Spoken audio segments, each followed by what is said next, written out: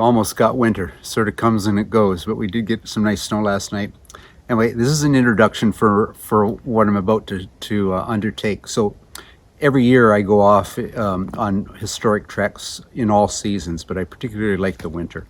And typically I trek. In other words, I set up a new camp each night. Thought I'd try this time going out and setting up sort of a semi-permanent one, like a trapper might do, or a hunter that knows he's going to be away for a while. And I always do it in 18th century garb and accoutrements because it's a passion of mine to figure out how they do things. And the only way I can figure it out is to actually do the things they did. And every trip I go out, I learn a little bit more just by trial and error, essentially.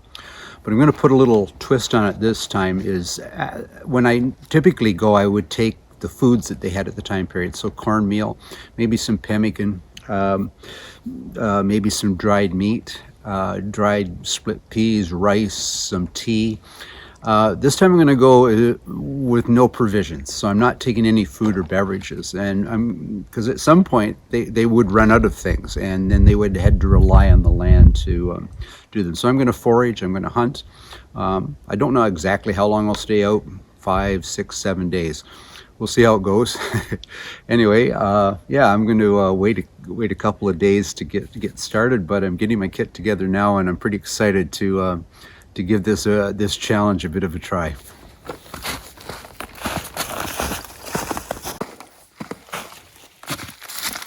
One last thing.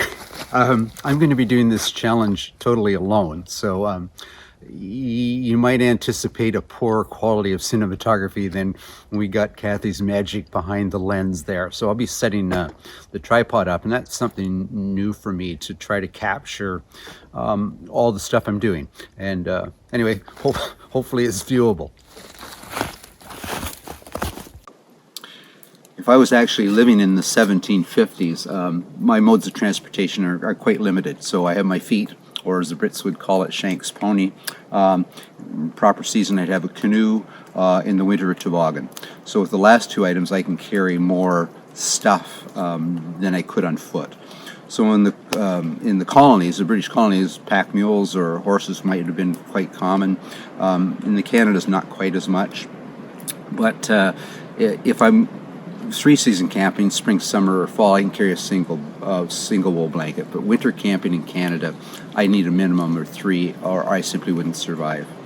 So I have to take more gear in my experiment of setting up this semi-permanent camp than I normally would.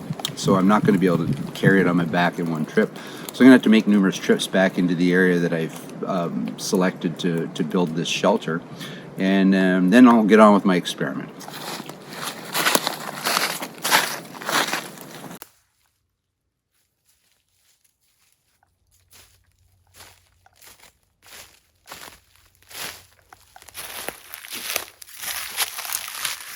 So it begins. I left hearth and home this morning, a nice warm fire. I've got a full belly, which might have been my last meal for a week. Anyway, my plan today is to not even think about food. And it's easy to do when your stomach's full. But what I'm going to focus on is finding a spot, a suitable spot. It's going to be somewhere in this area. I've got good firewood, water's close. I'm protected. I don't have to go right to the bottom of the valley where it get really cold, and I don't have to be up in the wind. So somewhere down in there, I'm going to find a spot, and I'm going to spend the entire day building shelter, and I'm going to try to build a fireplace inside my shelter. So it should be a bit of a challenge, but yeah, while I've got energy, I'm going to get at it.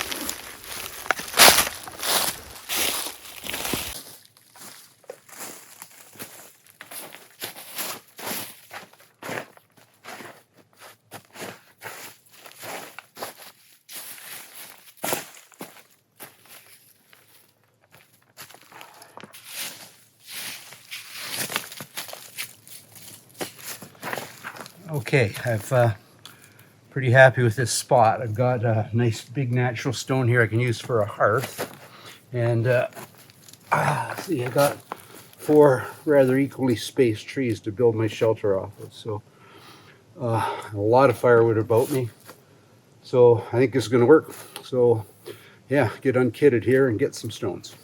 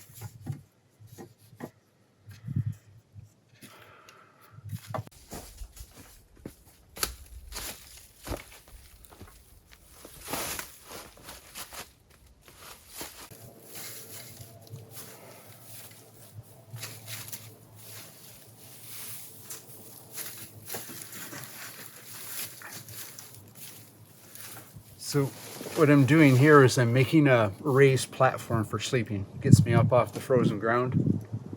And yeah, thank goodness I'm doing this today and didn't start yesterday. We had about 4 inches of really good snow, and then man, yesterday it just rained buckets. So if I'd have started yesterday, it would have been some kind of cold experience. Anyway, little trick to it: if you stuff the stems at the foot end of the bed, which is down there, and you keep the feathery part to the top, and each layer you put in, you do the same, makes a pretty comfortable sleeping platform.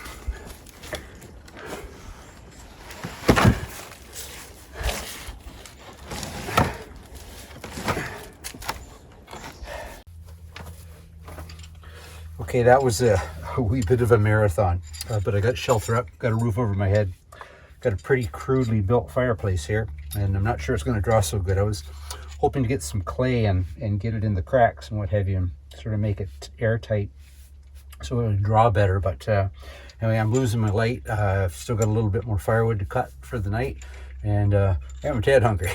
Anyway, that's going to have to wait till tomorrow, but I'm going to see if I can get some fire going, and hopefully this is going to draw. My backup plan, if it doesn't, is I'm going to kick the whole thing out. I'm going to just make a reflector fire here for the night and maybe rebuild it tomorrow.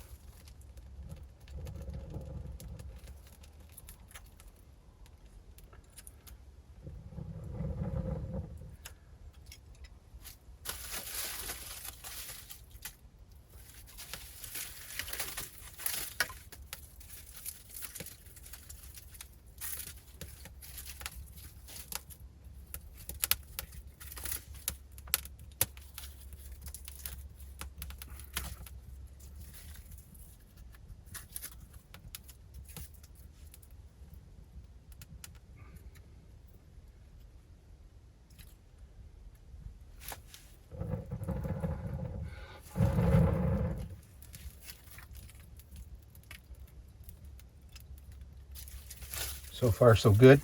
Hasn't smoked me out of here yet.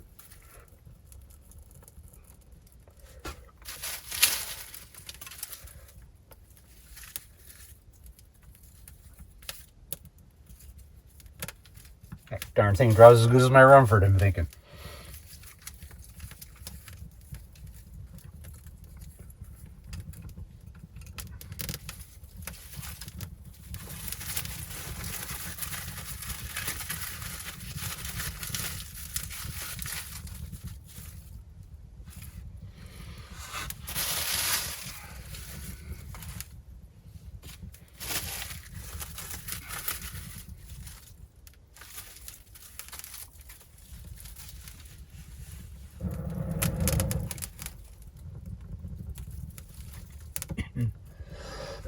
Okay, maybe I spoke too soon.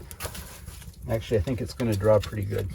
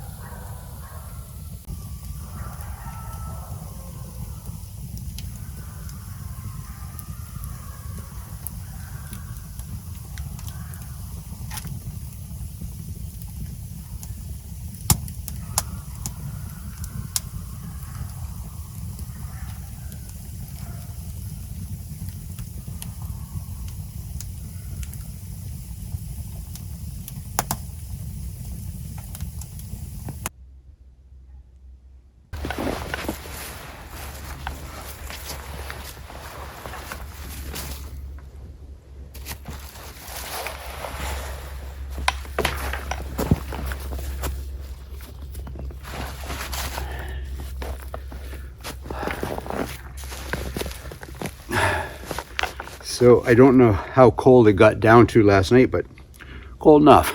Anyway, my sort of improvised fireplace inside my shelter worked pretty good. And the shelter still needs some work. It's pretty drafty, so I'm going to work on that later today, but I'm going to go out and poke around, see if I can forage for some food, do a little hunting maybe as well.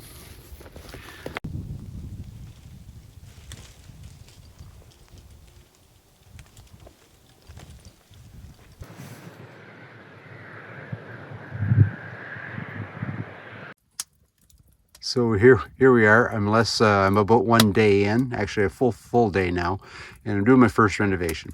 So I had this my sleeping platform oriented 90 degrees to the way it is now.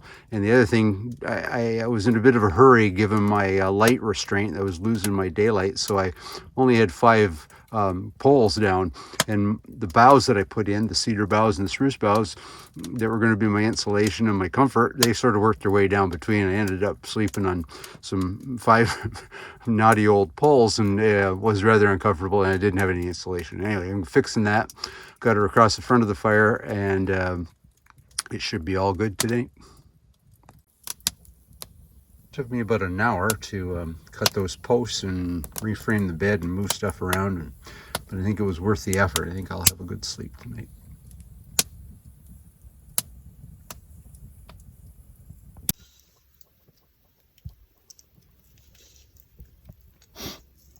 So I was out and about on a scout there this morning with my musket for about a good hour and a half, and I didn't see a single track other than coyotes. And those coyotes, they had a party, and it wasn't very far from this my hut here.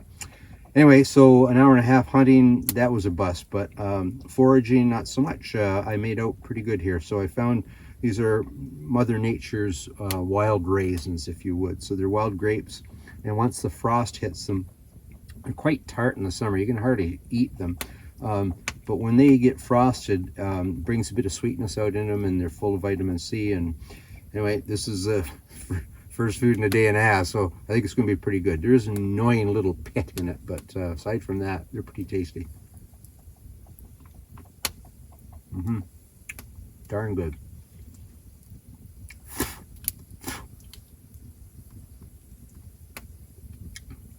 I'm going to have a purple tongue here in a few minutes.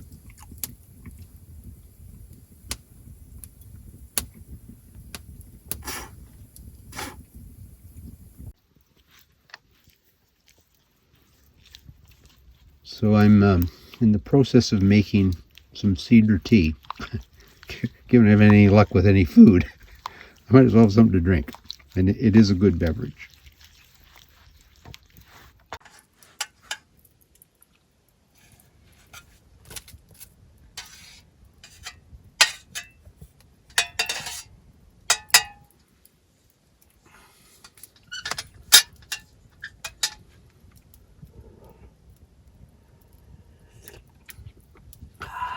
It's pretty good. Cedar tea is one of my favorite. I figure, given that I'm not getting much food out here, mind you, I haven't given up yet. It's low pressure, so animals just don't move. Tomorrow, if it clears, maybe I'll have some luck with some small game. But a wee bit of history about tea. So first off, what I'm going to do, because I'm out here for another 5 days, is I'm going to experiment with teas. So I'm going to do a taste test of all the wild edible teas that are in the forest around me here. And yeah, sort of somewhat subjective because it's a panel of 1 reviewing it. But anyway, I'm going to review them and I'm going to rank them 1 to 10. And I think I counted 8 trees that I can use, but cedar is certainly one of my favorites and my go-to one. But a wee bit of history behind cedar tea. So 1535, Jacques Cartier arrives in the Acadians, and he spends a winter. And him and most of his crew almost died to a man because of scurvy. And if it weren't for the natives that came along and brewed up some cedar tea, they would have all perished. And as soon as they ingested the first cup, their symptoms started to go away. It works that fast. It's just loaded with vitamin C, as are most of the trees that I'm going to be making the teas from. But if we go forward a few years to 1608, and we've got Champlain's 3rd expedition to the Americas. And there's famous explorers, and then there's remarkable explorers, and I would put Champlain in that category. He crossed the Atlantic Ocean 29 times. And he literally, his heart was in finding a new France, New France. And when he sailed up in 1608 and landed at what we now know as Quebec City, and he was also a military man, so he could see the strategic value of it, if you would. Had 90-foot cliffs rising right out of the water. And the word Quebec is an Algonquin word that means the narrowing of the river. And that is the narrowest spot of the St. Lawrence. It's only about a kilometer across there. So he knew from a military background that with cannons he could defend anyone trying to come from across the river, as well as the heights. Anyway, when he unfurled that fleur-de-lis flag, he didn't just found Quebec, he founded a nation. But if we go back to his first 2 trips to the Americas, he actually was a map maker of renown, in fact. And he did all of the Acadia, Nova Scotia, all the way down to Cape Cod. But he preferred the St. Lawrence. And that's where he convinced the backers, the investors, the King of France to invest their time. But I think about kind of imagine history and what the map would look like if Champlain had decided that Jamestown looked good or Plymouth Rock looked good. And he was at both those places before they became colonized by the British. Anyway, wee bit of tea history about cedar tea there. Long one, I'm afraid. Sorry. I'm going to drink my tea now.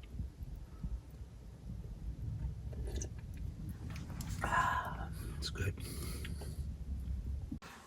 So a wee bit more filming, because the whole purpose of that long litany that I just went through was to talk about tea, the importance of tea. So Champlain has come in 1608, Cartier's here in 1535, but he doesn't bother to mention to Champlain that they could get scurvy, and it was unknown at the time. But he never passed that information on, and that first winter in Quebec was brutal. I believe Champlain lost 14 of his men. He got scurvy himself, and it wasn't until June of the following year when resupply ships showed up, and they didn't have any friendly natives at that time to help them out. So it's surprising how some of these things weren't passed on by these explorers. But while he was there, Champlain was able to develop a really strong alliance with the Wendat, which the French name for Wendat is Huron, with the Montagnais and with the Algonquins, and he opened up the trade route, and basically he was the start. He as a result of him and his making that little outpost in Quebec, he was the start of a fur trade that would go on for 350 years. Now I'll drink my tea.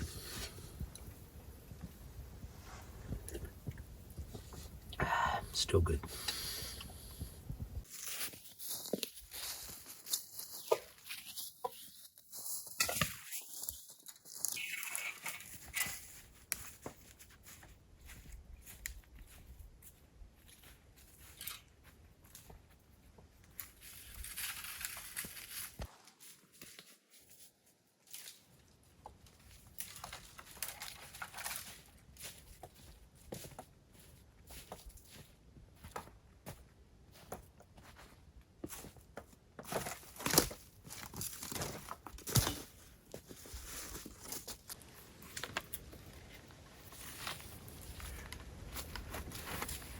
The fireplace that I built inside my hut has been pretty effective.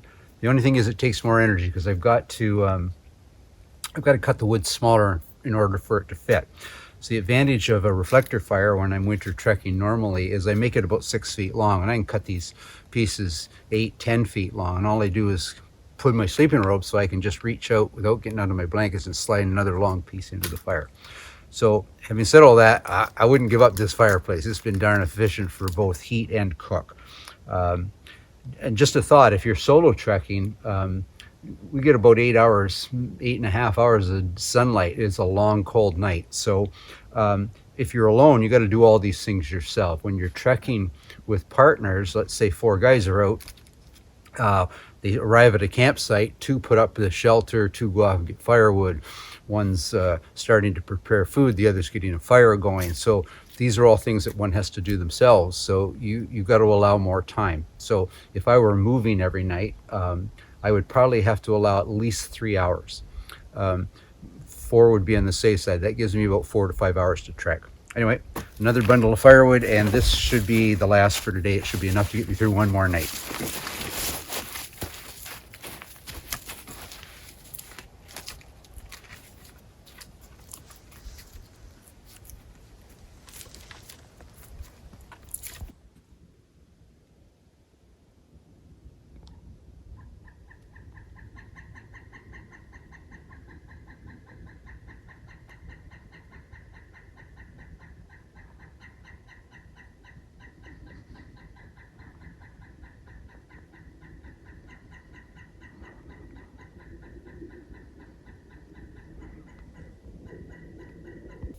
Okay, had a wee bit more success this morning. Got out early, got myself a squirrel, and yeah, my first protein in 3 days. It's going to be good.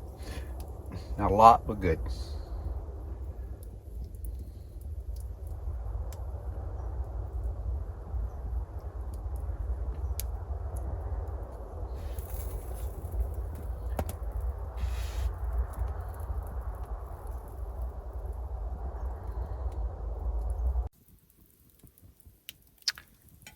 So when I was out foraging today, I found what's called ghost apples, and they don't look all that pretty.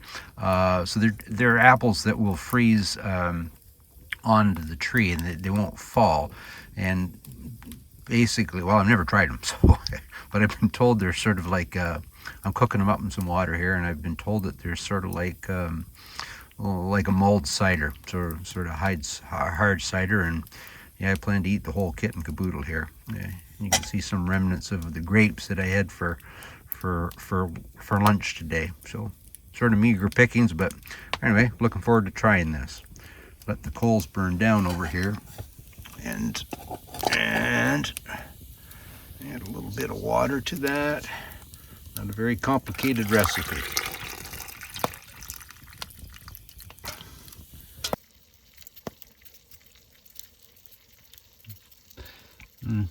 Not sure, don't have a recipe book. I'm not sure when these bad boys are going to be done, but I think they're getting awful close.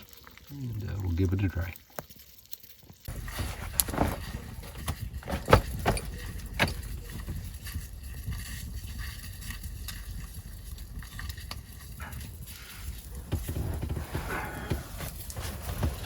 Okay, let's see how we made out here.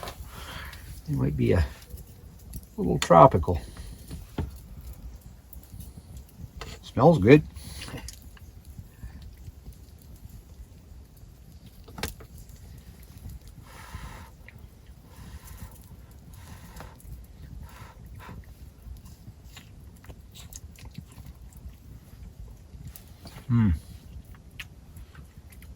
Oh, that is tasty. Has a sort of a sweet cidery taste to it. Definitely going back to this tree. I picked a few, but I'm definitely going to get some more, because this is good enough for company if I had any.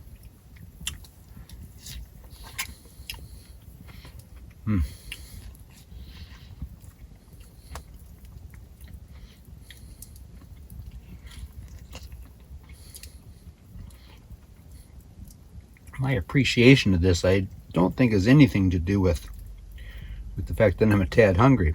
I think it's probably one of the best edible things I've ever harvested from the wild. So this wasn't a domesticated apple tree, it's just a wild, something growing wild in the bush, not near an old orchard or anything. Outstanding.